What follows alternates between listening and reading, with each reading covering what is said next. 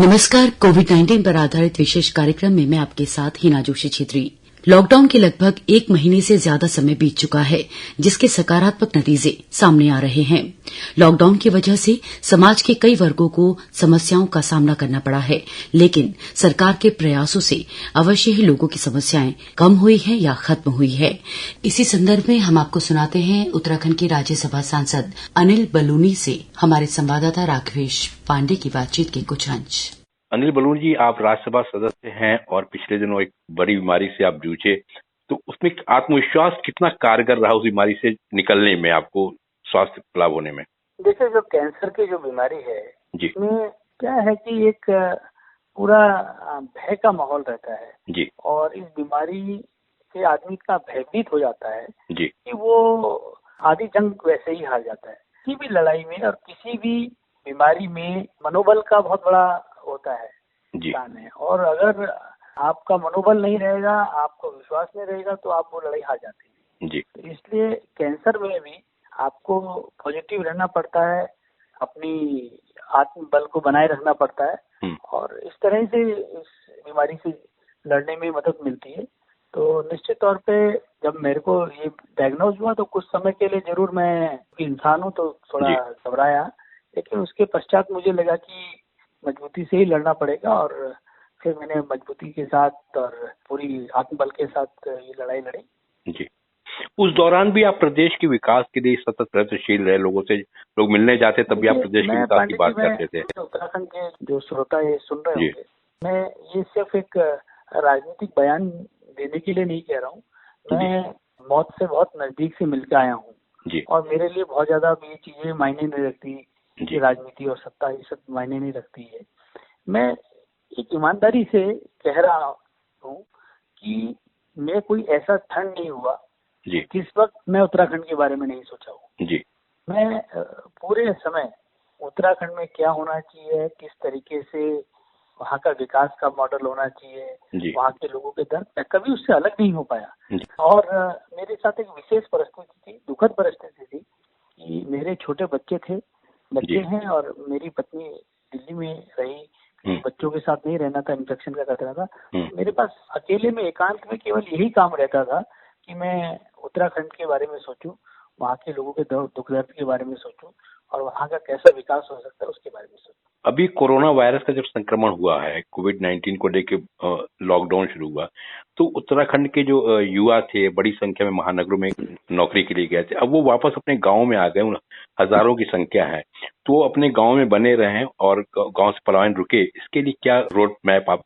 बना रखे हैं? देखिए, जब से उत्तराखंड बना, और मैं तो कहूँ उससे पहले से जी, पलायन का दंश पूरा पहाड़ झेल रहा है। जी, और रिवर्स माइग्रेशन के बारे में, पलायन को रोकने के बारे में, जो गांव निर्जन हो रहे हैं उनको रोकने के लिए हम लोग लगातार चर्चा कर रहे हैं, लेकिन कोई असर नहीं पड़ रहा है। आज मुझे लगता है कि जो हमारे हजारों लोग, हमारे जो प्रवासी भाई हैं जो दिल्ली से, लखनऊ से, अन्य महानगरों से उत्तराखंड के अंदर आए हैं और वो लोग दुनिया देख रहे हैं, आज वो गाँव में आके जरूर सोचते होंगे कि इस पलायन का दर्द को भी समझ रहे होंगे और इसके जो उपचार है उसके बारे में सोच रहे होंगे। आप सारे लोग मिलकर अगर हम लोग ये कुछ सोचने लगे कि इस पलायन को के बारे में, स्वरोजगार के बारे में, जड़ी बूटियों के बारे में, हॉर्टिकल्चर के बारे में कुछ ऐसा रास्ता निकले। अगर एक अंग्रेजी में कहावत आपने सुनी होगी, ब्लेसिंग इन डिस्गाइज, इसको भी अगर हम लोग अवसर बना दें, इस लॉकडाउन को भी एक ऐसा अवसर बना दें, उत्तराखंड के कुछ गांव को भी हम बचा सके, तो मुझको लगता है कि हम बहुत अपने आप को आशीर्वाद समझेंगे कि हमने इस लॉकडाउन के टाइम पे भी उत्तराखंड के बारे में कुछ अच्छा और कुछ सकारात्मक काम कर लिया। तो मैं सब लोगों से, जो आपके आकाशवाणी के माध्यम से सुन रहे हैं, मेरा उन युवाओं से, उन लोगों से सबसे आग्रह है जो गाँव आए हैं वो जरूर उत्तराखंड के अंदर रिवर्स माइग्रेशन, गाँव जो निर्जन हो रहे हैं, जो पलायन का दर्द है, इसके बारे में सोचे। और अगर इसमें जो मेरे फेसबुक और ट्विटर सब लोगों की सब जानकारी में है, कोई जो ऐसा काम जो केंद्र सरकार के लिए हो, ऐसा कोई कार्य जो राज्य सरकार के लिए हो, और व्यक्तिगत स्तर पर कोई ऐसा कार्य जो मेरे स्तर पर हो, तो जरूर हमें बताएं। अगर हम लोग इसमें कुछ भी कर सकेंगे तो हम जरूर मानेंगे कि ये समय भी कभी हमने उत्तराखंड के हित में कुछ कर पाए। कोरोना संक्रमण को देखते हुए आप राष्ट्र की जो बड़ी विभूतियां हैं, पद्मश्री हैं, पद्म भूषण प्राप्त सम्मान प्राप्त लोग हैं और कई सारे उद्योगपति उनसे संपर्क कर रहे हैं, पीएम केयर्स के लिए फंडिंग करने की बात कर रहे हैं, लोगों से अपील कर रहे हैं, तो वो काम कैसे चल रहा है आपका, कैसे कर रहे हैं आप? देखिए, मैंने ये कहा था कि मैं 14 तारीख तक, जो अप्रैल की 14 तारीख तक, जो पहली बार जब लॉकडाउन समाप्त हुआ तब तक मैं रोज 5-5 लोगों से जो विभूतियां हैं उनसे बात करके उनसे पीएम केयर फंड के लिए सहयोग करने के लिए आग्रह करूंगा। इसका मतलब निश्चित तौर पर धनराशि से तो है ही, लेकिन इसका अर्थ ये था कि जो पद्मश्री होंगे, क्रिकेट की हस्तियां होंगी, कोई समाज के महत्वपूर्ण लोग होंगे, इनके करने से बाकी लोगों को प्रेरणा मिलती है कि वह भी इस कार्य में लगे। तो मैंने लगभग ऐसे 51 लोगों से मैंने आग्रह किया था और एक अच्छी खासी जो रकम है वो पीएम केयर फंड में गई है। मैं उन सभी 51 लोगों का भी धन्यवाद करता हूं। और उसके बाद मेरे पास, आप मानेंगे नहीं कि बड़ी संख्या में मेरे व्हाट्सएप पे, मेरे पास फेसबुक पे लोगों ने कहा कि हम भी जमा कर रहे हैं। तो मैंने उन सबसे आग्रह किया कि भाई इस फॉर्मेट को तो मैं यहाँ पर रोकता हूँ 14 तारीख को, लेकिन आप सब लोग बड़ी संख्या में इस पे लगे और मैं बड़ा आभारी हूँ। उत्तराखंड के लोगों ने दिल खोल के दान दिया इसमें। आप एक तरफ प्रदेश के विकास की चिंता भी है, राष्ट्र के विकास की चिंता भी है, कोरोना संक्रमण को देखते हुए राष्ट्र प्रदेश की मजबूती की बात भी कर रहे हैं आप बराबर, तो उसमें अभी अगला क्या कदम आपका होगा? देखिए, मैं चाहता हूँ, एक तो जो बात आपकी हमारी इससे पूर्व हुई है कि इस पे अगर हम लोग कोई रिवर्स माइग्रेशन या पलायन रोकने पर हम लोग कुछ कॉन्क्रीट इस दौरान कर सके तो जरूर बहुत बड़ी बात हो। दूसरा, आने वाले समय में हमारे लिए बहुत बड़ी चुनौती है, राज्य के लिए भी बहुत बड़ी चुनौती है, देश के लिए भी बहुत बड़ी चुनौती है। राज्य के अंदर किस प्रकार से जो हम लोग जो अभी अर्थव्यवस्था को भी राज्य को नुकसान होगा, बाकी चीजों को भी नुकसान होगा, उस सब को कैसे भरपाई की जाए उसके बारे में हम लोग चिंतन कर रहे हैं। हम लोग पूरे समय लगे और निश्चित तौर पे हम लोग उत्तराखंड को इससे मिनिमम लॉस हो ऐसी व्यवस्था हम लोग करेंगे। बलूनी जी, आपने बहुत सारी जानकारी दी, इसके लिए आपको बहुत बहुत धन्यवाद। बहुत धन्यवाद। प्रधानमंत्री नरेंद्र मोदी ने कोरोना वायरस से निपटने में ग्रामीण भारत के योगदान की सराहना की है।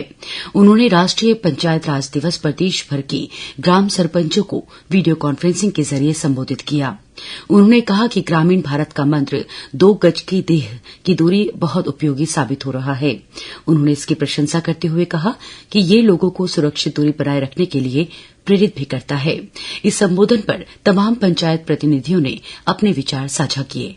मैं दीपक भंडारी, प्रमुख क्षेत्र पंचायत जयरीखाल, पौड़ी गढ़वाल, आज पंचायत राज दिवस पर प्रधानमंत्री जी द्वारा ई ग्राम स्वराज मोबाइल ऐप और स्वामित्व केंद्रीय योजना शुरू की गई।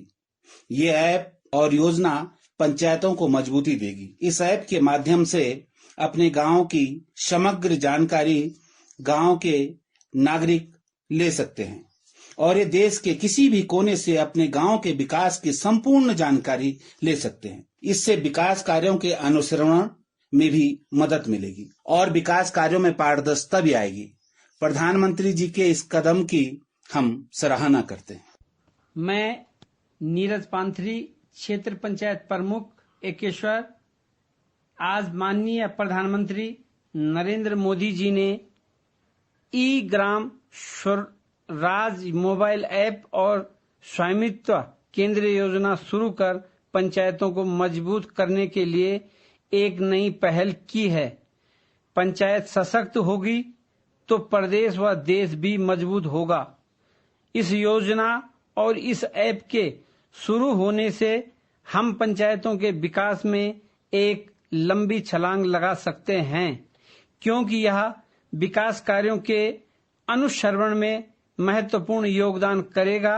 हम प्रधानमंत्री जी की पहल का स्वागत करते हैं। जय भारत, जय उत्तराखंड। ग्राम प्रधान खुरपाताल, जिला नैनीताल, उत्तराखंड की स्थायी निवासी हूँ। मैं प्रधानमंत्री जी द्वारा पंचायत के नाम जो संदेश दिया गया उससे प्रेरित होकर अपनी ग्राम सभा में उनके द्वारा सोशल डिस्टेंस व लॉकडाउन के नियमों का पालन करने के लिए ग्रामवासियों को प्रेरित करूंगी। गांव में निर्धन व असहाय महिला व पुरुषों को मनरेगा में काम करने हेतु प्रेरित करूंगी। राष्ट्रीय पंचायती राज दिवस के उपलक्ष्य में प्रधानमंत्री नरेंद्र मोदी जी के वक्तव्य से मैं प्रेरित होकर मेरे द्वारा निर्णय लिया गया कि मैं अपने गांव में उनके द्वारा बताए गए नियमों का अनुपालन स्वयं व अपने ग्रामवासियों को करने के लिए प्रेरित करूंगी। साथ ही मेरे द्वारा महात्मा गांधी रोजगार गारंटी योजना के तहत अधिक से अधिक महिलाओं को जोड़ा जाएगा। केंद्र सरकार की प्रधानमंत्री जनधन योजना के तहत उत्तराखंड की 13,43,000 महिलाओं को इसका लाभ मिल चुका है। प्रदेश के लीड बैंक से मिली जानकारी के अनुसार सभी महिला खाता धारकों के अकाउंट में 3 से 9 अप्रैल के बीच में पहली किश्त डाल दी गई है। इसके अलावा अगले 2 महीने के दौरान भी महिला खाता धारकों को ये राशि मिलेगी। महिला खाता धारक इस रकम को किसी भी बैंक से निकाल सकेंगे।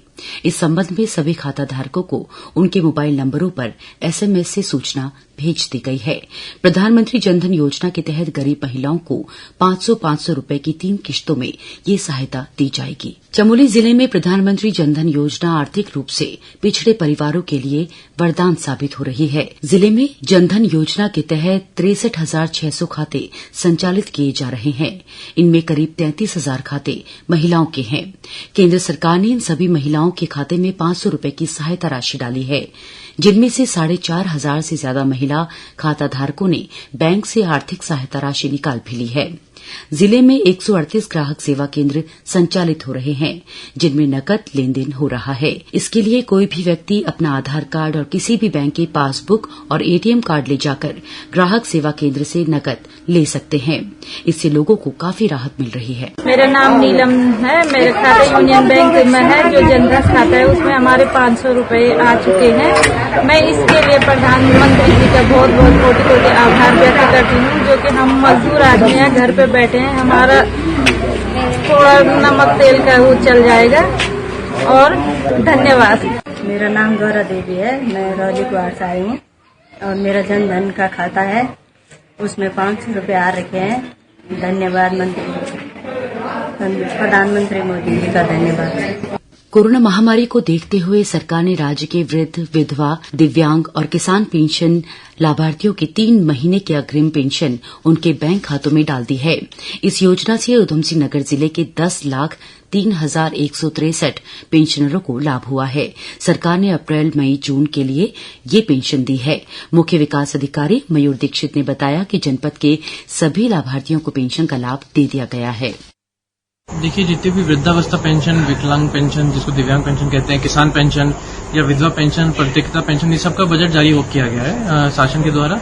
और इसमें अप्रैल, मई, जून की जो भी सहायता हो सकती थी पर मंथ की, उनको एक मुश्त हम लोगों ने यहाँ से जनपद से जारी कर दिया, ताकि जो हमारे मजदूर वर्ग के लोग हैं, गरीब किसान हैं, या फिर जो हमारे वृद्ध और दिव्यांग व्यक्ति हैं जिनको अभी कोई और तरह की आजीविका नहीं मिल पा रही होगी, उनको हम सभी ने 3 महीने का जो भी उनकी राशि होती होगी 1,200 रूपये, 1,000 रूपये प्रति माह के हिसाब से उनके खातों में आ जाएगी, जिससे कि उनको काफी अपनी दिनचर्या और आदि चीजों में सहायता मिलेगी। इसके अतिरिक्त मैं बताना चाहूंगा करीब 77,000 ऐसे पेंशनर्स हैं जो दिव्यांग और वृद्धावस्था की कैटेगरी में आते हैं, और करीबन 25 से 26,000 हमारे विधवा और परित्यक्ता पेंशन धारक है जिनको इससे फायदा हुआ। तो करीबन 1 लाख लोगों से भी अधिक लोगों को इसकी पेंशन जारी कर दी गई है। जिला समाज कल्याण अधिकारी नवीन भारतीय ने बताया कि वृद्ध, विधवा और दिव्यांग पेंशन धारकों के बैंक खाते में अग्रिम तौर पर 1,200 रूपये प्रति माह के हिसाब से अप्रैल, मई और जून की 3,600 की धनराशि डाल दी गई है, जबकि किसान और परित्यक्ता पेंशन लाभार्थियों के बैंक खाते में 1,000 रूपये प्रति माह के आधार पर 3,000 की धनराशि दी गई है। इसमें कोरोना वायरस की जो महामारी हमारे देश में है, इसको देखते हुए केंद्र सरकार, राज्य सरकार के निर्देश थे कि जो हमारे दिव्यांगजन हैं और वृद्ध लोग हैं, इनको कोई आर्थिक परेशानी ना हो, इनको अपने सामान की जो इनको किस्तें बाद को मिलनी थी, तो हमने त्रैमास की जो इनको अग्रिम भुगतान इनको कर दिया है और उसके बिल बना के हमने भेज दिए हैं। वैसे जो आमतौर पे हर साल ये किस्तें जून के लास्ट या जुलाई के फर्स्ट वीक में जाती थी, लेकिन इस बार सरकार के निर्देश के क्रम में इनको अभी प्रेषित कर दिया गया है 3 महीने की अग्रिम किस्त 3 माह की। और इस क्रम में हमारे जनपद में ओल्ड एज जो हमारे वृद्धावस्था पेंशन 65,662 है, दिव्यांग पेंशन 10,553 और किसान पेंशन में 1,843 लोग हैं। तो इन सबको बिल बना के इनके कोषागार में भेज दिए गए हैं और इनको डायरेक्ट इनके खातों में ट्रांसफर हो जाएगा 1-2 दिन के अंदर, जिससे इनको कोई परेशानी न हो। तो सरकार चाहती है कि ये लोग जो जिनको आवश्यकता है उनको समय से और समय से पहले अग्रिम भुगतान इनको हो जाए। मुख्यमंत्री त्रिवेंद्र सिंह रावत ने मुख्यमंत्री आवास में आज कोविड-19 कोरोना राहत कार्यों के लिए दानदाताओं द्वारा मुख्यमंत्री राहत कोष में धनराशि डिजिटल पेमेंट के माध्यम से ऑनलाइन जमा कराने के लिए मुख्यमंत्री राहत कोष की वेबसाइट cmrf.uk.gov.in का लोकार्पण किया। अब सभी दानदाता घर बैठे ही ऑनलाइन माध्यम से कोविड-19 राहत कार्यों के लिए अपना अमूल्य योगदान दे सकते हैं। मुख्यमंत्री राहत कोष में यूपीआई cmrfuk@sbi.in के द्वारा वेबसाइट cmrf.uk.gov.in में क्यूआर कोड को स्कैन करके पेटीएम, भीम ऐप, गूगल पे, फोन पे इत्यादि डिजिटल माध्यमों से पेमेंट कर सकते हैं। पेमेंट ऐप के सर्च बॉक्स में उत्तराखंड मुख्यमंत्री राहत कोष लिखकर डायरेक्ट पेटीएम के माध्यम से भी धनराशि दान की जा सकती है। कोविड-19 स्पेशल प्रोग्राम में आज बस इतना ही। चलते चलते आप सभी से ये अपील करना चाहेंगे कि आप सभी घर पर रहें, बार बार साबुन से हाथ धोएं, अपने हाथों को मुंह पर लगाने से बचें और जितना हो सके घर में बैठकर बच्चों के साथ, अपने परिवार के साथ अच्छा समय व्यतीत करें, व्यायाम करें, सुपाच्य भोजन ग्रहण करें। इसी के साथ मुझे यानी हिना जोशी छेत्री को दीजिए इजाजत। नमस्कार।